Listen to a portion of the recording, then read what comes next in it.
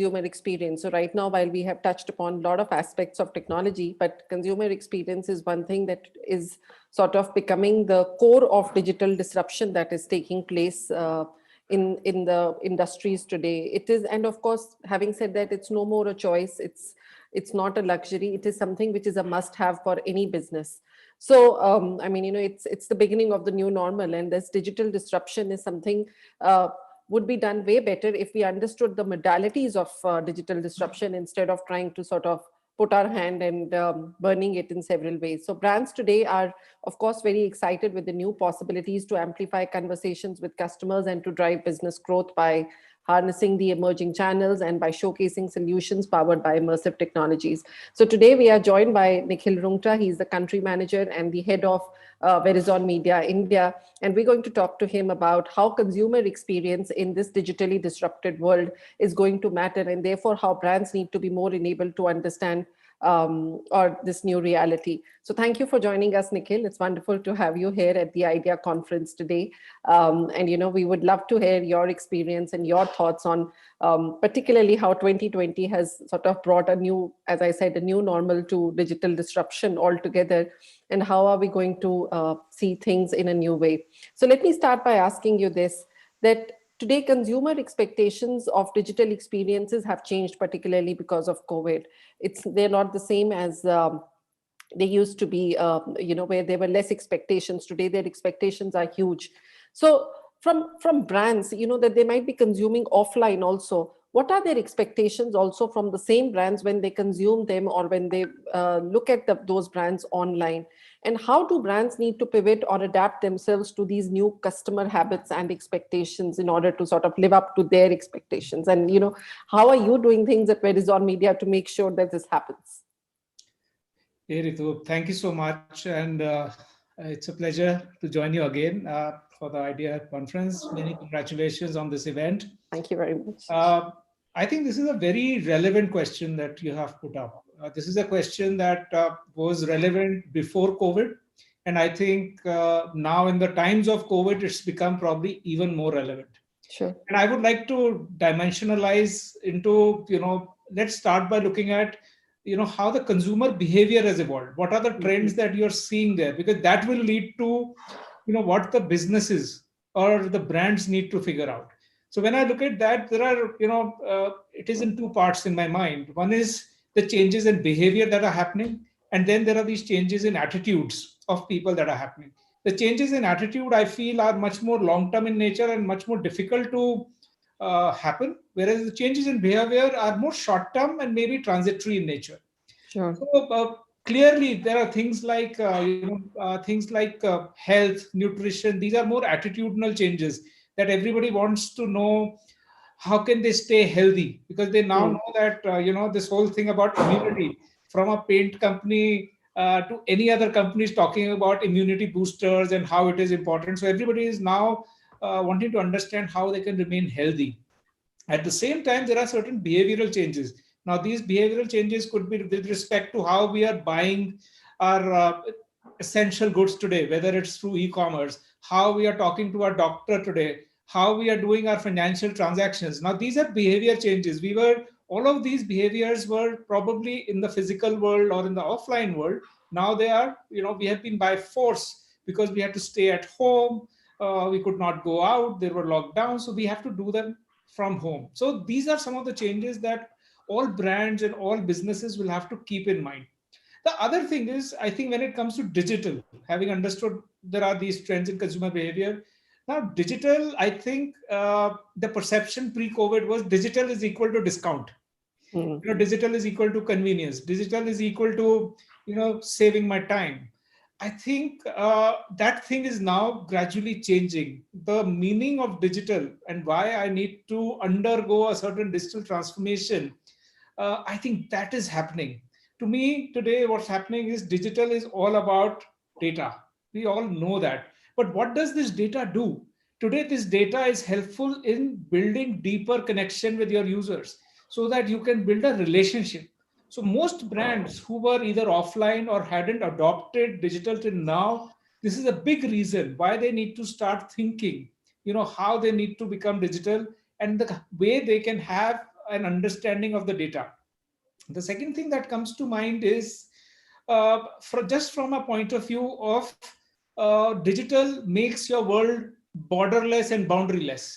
I am a small retailer in Lajpat Nagar in Delhi. Previously that local area was where I could sell my goods. But today, if I decide to go digital, I can sell it anywhere in India. And who knows, if I have certain kind of products, I can sell to people outside of India, because digital will make that happen. The other vector on digital is this whole thing around productivity. Now there are a lot of apps, a lot of startups who have come up in recent times which will help them, whether it is their billing, whether this is their payroll, whether this is their accounting. A lot of these things now can be automated and digitally transformed. Previously, a lot of the smaller businesses were relying on pen and paper to figure these things out. So that's again a very big change, I think, in mindset they will have to bring about and start adopting them. A lot of them had a question, right? I remember a few years back, they used to ask me, you're talking about cloud, but cloud, I don't understand. This is not safe. Will my data get leaked, or will I get into trouble? But today, I think people are understanding these are not the things to worry about, and they take them in their stride. The other, having given you a perspective of the consumer behavior and also what's happening, what's the meaning of digital, I think one more thing they need to keep in mind is, as a business, there are two very important things that are important today, that consumers, and especially the younger lot of users in our country, there are two big things which are important to them. One is social. And by social, I mean, it's almost like a lot of the products or content or services that you offer, are they memeable? Are they Instagram worthy? Because that's become very important. I know all of us have seen that today businesses like hospitality, restaurants are going through a very tough time. But when the good times come back, for them it's very important how they're presenting their food. Like one of the things I noticed, when you go to a restaurant today and you've had your food and your check is presented to you and you're paying up, usually previously the person attending to you would be waiting and hoping that you will give them a fat tip. But today he might whisper in your ear that, sir, are you on one of these food related sites? And please give us a rating of 5. So now I think that's one big thing that has happened, where today users, even the person attending to you in a restaurant, knows the value of that, because that will mean more people will come back and they will have a thriving business, which in turn will give him an opportunity to do well. Another example I heard from a close friend of mine, he recently during Diwali time bought a car. And as he was telling me, I was wondering, wow, how the car delivery situation has changed. So he went for the car delivery to the showroom, and they had his car covered. And along with his family, they made him unveil the car. They handed over this big key, and they click pictures. Now, why are they doing it? Previously, I'm sure you bought your car, I bought my car. It used to never happen. It was a very boring experience. We would go there, pick up the car and come back. But now they've made it like a celebration, more celebration, experiential. They give you that picture, and what did they tell you? Please put it on your social media and tag our company there, because that's like word of mouth. So this is something that I think all businesses can learn from. These are examples that I'm seeing all around me today, where things are happening. And that's why I feel the second big thing is your product or the service that you're providing or the content you're writing, is it remarkable? What I mean by remarkable is, will people remark on it? Because if people remark on it, chances are they will put it in their social media, they will talk to their friends about it, and that's the best kind of marketing. And only digital, if you are digitally, as a company, you're doing things, you're present on the right places, you'll be able to use this thing. So that's I think quite a large thing that we are seeing in terms of movement from consumer behavior to why digital transformation should happen, and some of the key things to keep in mind going forward. Sure. No, I think well said. And, the idea is to really make everything in life a special moment. And that is really what that sort of creates synergy with the customer. But, at the same time, Nikhil, if you're today, when brands are targeting millennials and, Gen Z, how can you sort of do more with your brand? I mean, one thing is, of course, where the customers are buying your products and you can put pictures. So all of that is pure sheer marketing. But how can you sort of be more conversational with your customers, wherein you're talking to them? And because those conversations might actually last much longer with your customer. So what are some good practices that you are seeing today? And particularly as a tech company, at Verizon Media, what is it that you're bringing out today to make those conversations happen so that the relationship between the customer and the brand is sort of much longer and more enhanced? No, that's again a great question. I think one of the things I would start by saying is that you know as you would remember, there used to be the classic marketing funnel, right, which was awareness, interest, desire, action. And literally the user started from the top and you went with him through this journey through the action, which is usually a purchase that happened. But today I think how that has evolved in a very big way is that funnel is dead. Hmm. uh, that funnel now is a loop. So what happens is the journey does not finish when the action happens, when the purchase happens. In fact, that is just a milestone in the journey. You tend to adopt a lot more things to how do you keep the conversation going. Now, that conversation could be in terms of interacting with the user, in terms of customer service. That conversation could be in terms of cross-selling another product to them. But you try and keep that conversation going because that triggers another loop, which is again user going and buying something else from you. So that is one very important concept to understand how things are changing. And all of this is available or happening because of the world is digital. Previously in an offline world, it would have been very hard to do these conversations. Right. The other thing is, this concept, especially with Gen Z, I was reading about it a few weeks back and I thought it's very interesting. This whole concept of the third place. What are the first and second places is basically our work and our office. Right. But the third place is where we hang out, where we socialize, where we have fun. And most of the Gen Z, for them, the third place is more important today than the first two places. Hmm. And what are these places? These are places like the social media channels that they go, or the gaming sites that they are playing games on, or anywhere that they hang out digitally. So if I Hmm. am a brand, I am a company, I want to figure out where my audience, is hanging out today, which is their third place. How can I engage with them? So that's one main thing to understand. The other thing is we are seeing, especially at Verizon Media also, there is a huge convergence of social and gaming. In fact, our estimate is that probably the next biggest social media will be a game, because more and more users we are seeing, like for example, one of our key products is Yahoo Cricket. And as Hmm. part of Yahoo Cricket, what we tried to do recently is we introduced things which are a lot more engaging for the newer generation, whether it was very innovative quizzes or polls which people can play during the match, while Hmm. they're watching a live streaming, while they're watching it on TV. But today everybody is on their second screens. Sure. So everybody has a second screen in their hand. So we figured out that if social and gaming, and they want to interact with their friends and family, that's how they enhance their experience, because they can't go to the stadium and watch it with Correct. their Hmm. loved ones. So we have seen very good traction during the recent big league and stuff like that, and we are seeing it in all the India matches that are happening in Australia as well. Similarly, I think more and more brands have to see how to tap into this behavior of theirs.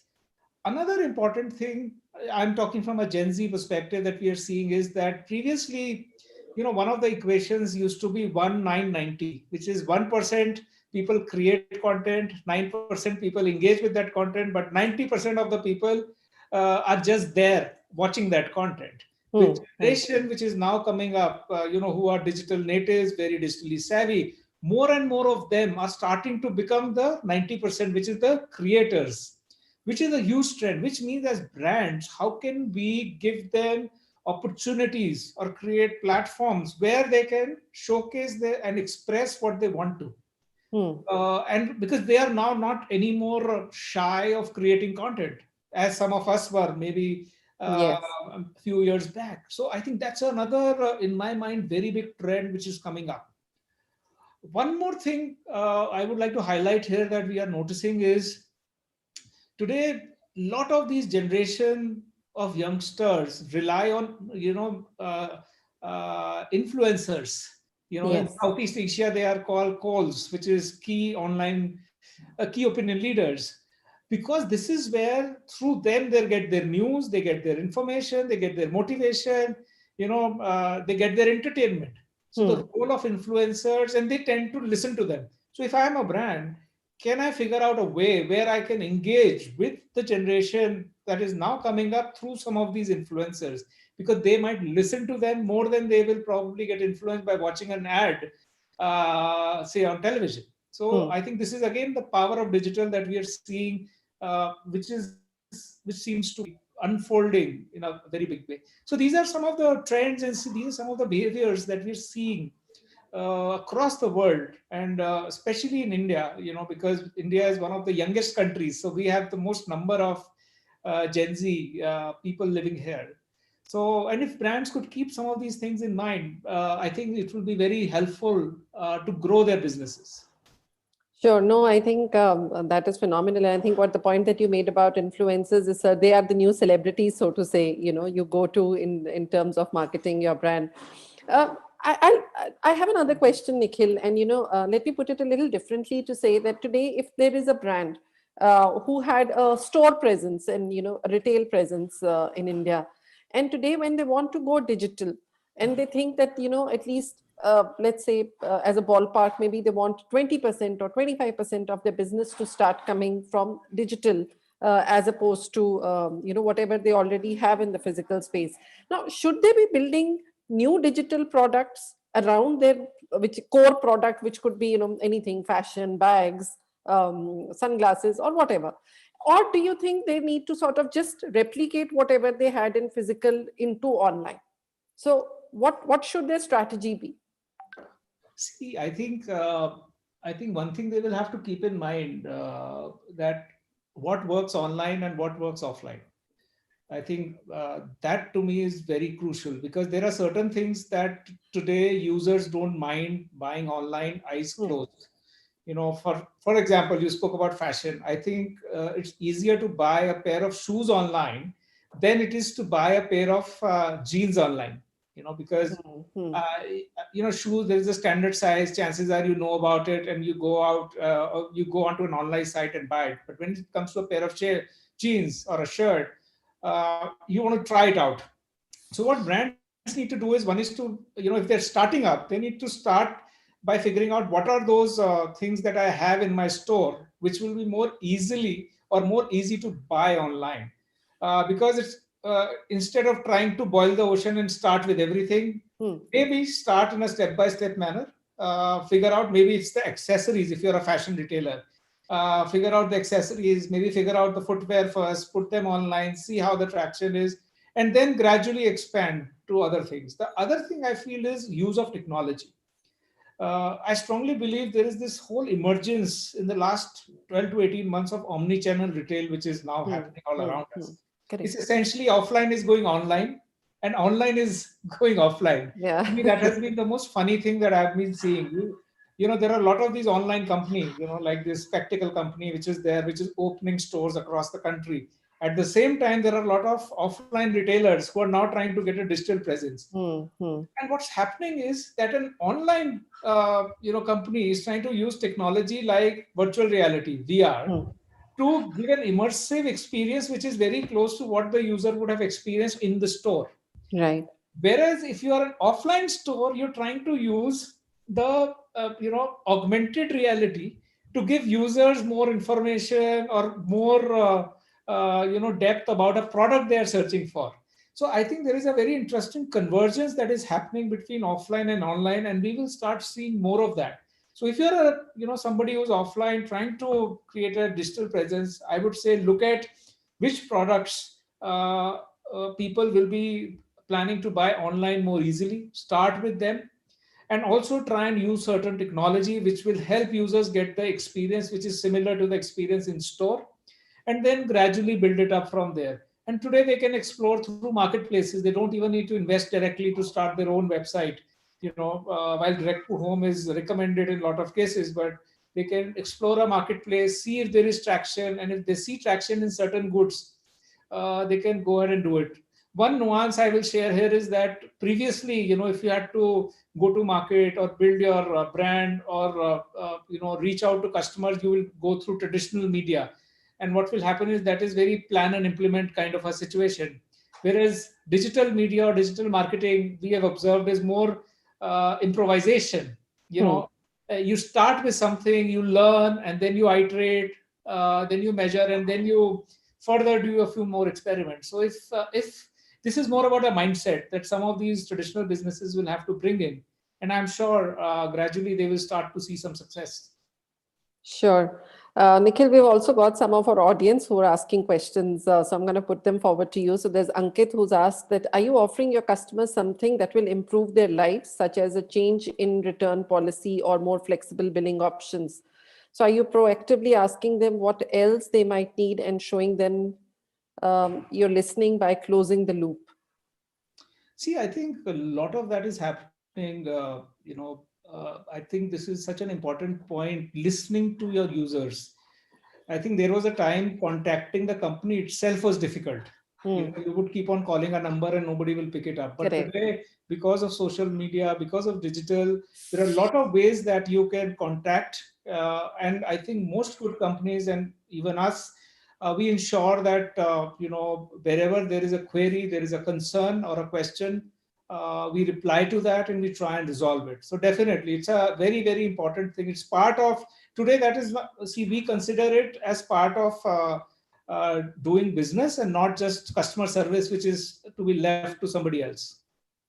Sure. So there's Robin who's asked that how does the renewed sense of customer behavior of emerging trends of lower income stability, job losses in households, lesser confidence in future income streams, decreased contractability due to relocations will be addressed? See, Okay, I so think that's a big question.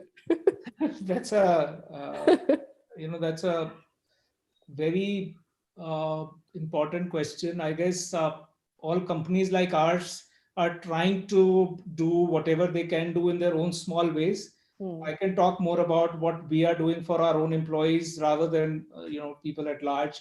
I think it is about how we can support them in these times by providing whatever they need to work from their homes in the most seamless manner. Whatever support they need, we have been actually doing a lot of workshops and a lot of stuff around health, wellness, mental health, because these are the things that people are now more worried about. So we are trying to do our bit in terms of helping all our employees across the world and support them, because we know these are challenging times. These are not easy for anyone. And the best that we can do as an organization is to see how we can support all of them, and try and bring up stuff which will help them do their work better. Hmm, that's true. Okay, so we're almost coming at the time end, but finally, let me ask you this: that today, as a brand, if I have built a good customer experience and users are very happy with the kind of service they get, now what is the best way to market it? Should I just be blatant enough to say and put testimonials or things like that, or is there some more sophisticated way to do this? Uh, I think this is something that more and more brands should start thinking about, because see, paid marketing is crucial in building awareness, building reach. But if you want to build deeper relationships, I think that's where things like the whole experience comes in. Just like I gave you the initially the example of when you're taking the delivery of your car, it's becoming Sure. more experiential. So how are you able to offer that? Not only that, once you have say bought the car and something is not working, how do you attend to me?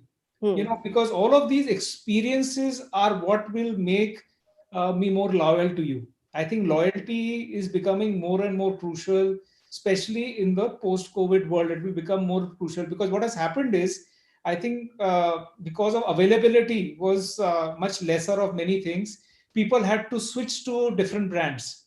And now brands will have to start spending again on things like branding and customer service. They will have to, customer experience, they will have to invest even more, so that people start becoming loyal again. My own personal experience over all of these years has been that the best kind of way of building a business or doing marketing is when customers talk about you, Yes. and they spread the word. Because I have experienced it when I'm happy, even if it could be maybe a TV show I watched on one of the OTTs. If I really like it, I would call up 5 friends of mine and say, you know what, I had this experience, this Yeah. was brilliant. Same, I think we have seen happening with brands as well, that when the experience is good, you want to spread the word, and that's what I think all brands should strive for. Sure. So from a tech point of view at Verizon, what a greater adoption of tech products have you seen during the pandemic versus they had a slow adoption in the pre-pandemic era?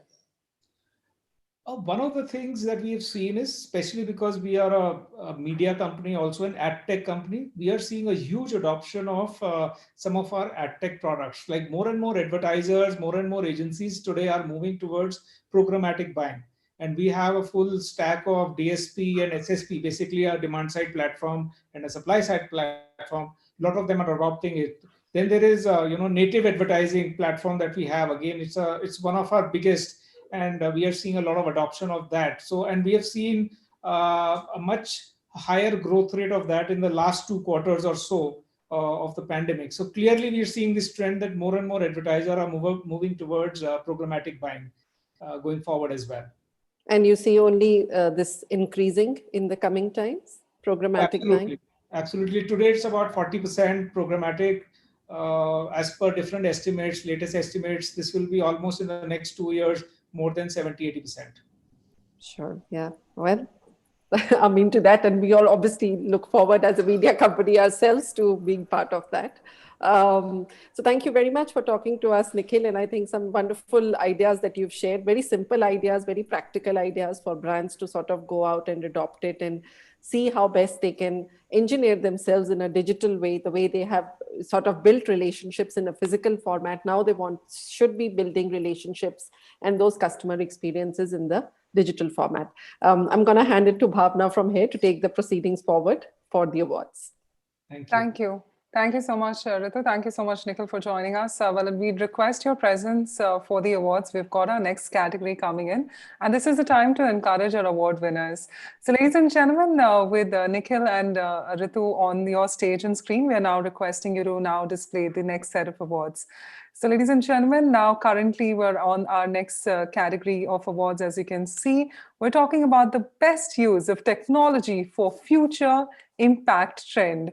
And that goes to, ladies and gentlemen, Simple. Well, congratulations to this wonderful company.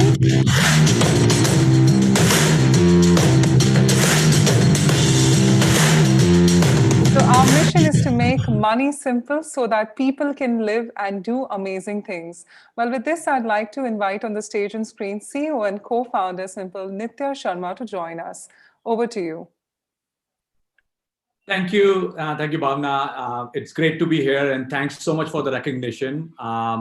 Yeah, when we started Simple, what we noticed was payments are very complicated, and as we were discussing, and Nikhil was talking about, it's so much about consumer experience, especially in the digital world, and we believe that the best payment experience is no experience, and that's what Simple is. How do we give consumers that user experience they have online, so that they feel trusted, safe, get the affordability, etc. At the same time, the complication of the experience should be reduced to the minimum, and that's what Simple is, and that's why we call it Simple. So thanks for that, for the recognition. Of course, we have a phenomenal team that is behind all the good stuff we are creating, and it's always proud to have our work recognized by experts like yourself.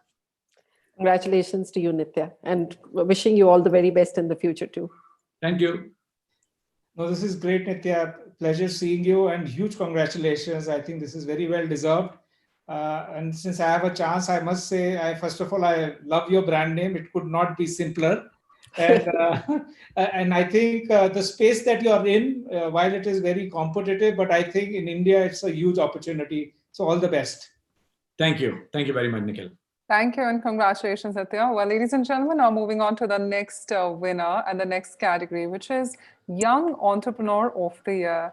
So let's see the Young Entrepreneur of the Year, and that goes to, ladies and gentlemen, Mr. Akrit Vaish, co-founder and CEO, Haptic. Congratulations to Mr. Vaish.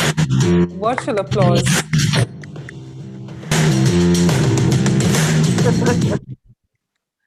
So, well, ladies and gentlemen, Akrit pioneered the wave of conversational AI starting back in 2013. Today, Haptic is one of the world's largest companies in the space with offices in New York, Los Angeles, Mumbai, Singapore, and the clients that include names such as KFC, Star Hub, Zurich Insurance, Ola Cabs, Hotstar, Oyo Rooms, Kotak Life. Well, ladies and gentlemen, now quickly moving on to the third category, which is the best social good campaign, and that goes to More Together campaign for Facebook by Daprut Densu. So congratulations.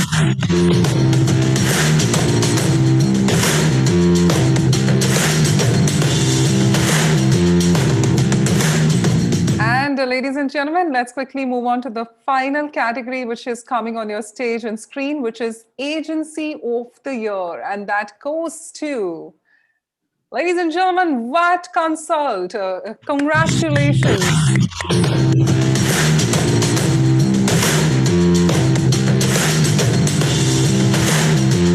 Ladies and gentlemen, with this, we conclude with this set of awards. I'd really like to thank Ms. Maria and Mr. Rumta for joining us in encouraging all our winners. Any last parting thoughts, Ms. Maria, and then Mr. Rumta? Over to you, Ms. Maria. No, I think in the digital world, we have some totally different kind of brands. And I mean, I and Nikhil, belong to a world where we've seen the 2000s of brands, and now we're seeing 2020s of brands, and they look totally different and new and having a different business model than what we have seen. And this is so good to see. And I think this decade, with barring 2020, is going to be a great decade for digital enablement and digital empowerment of our country. Over to you, Sure, Nikhil. thank you. Nikhil, over to you. I couldn't agree more. I think 2020s going forward will be like a brilliant time for all of these amazing brands to come up. In fact, I was observing few things about 2010, and when I'm thinking about it, it seems like were we living that life back then? So I can't even imagine when we meet in 2030 how things will be, and I'm sure this whole digiruption, as we started with, will be happening, and we'll be seeing a totally new world as we go along. And I want to wish all of these brands and companies all the best. And actually, kudos to you, Ritu, and all your team for actually recognizing them and putting this whole thing together. It's a great encouragement for everyone. So thanks a lot for that. Thanks a lot, Nikhil. And hopefully, while I know this is a digital enabler program, but nevertheless, we would like to see you in person next time we do this. Absolutely. Thanks a lot for inviting me. Thank you so much. Thank you. Thank you so much, Nikhil and Ritu, for joining us. So, ladies and gentlemen, join us for our next session in just about a few minutes with our next set of awards. Once again, a big thank you. Thank you very much.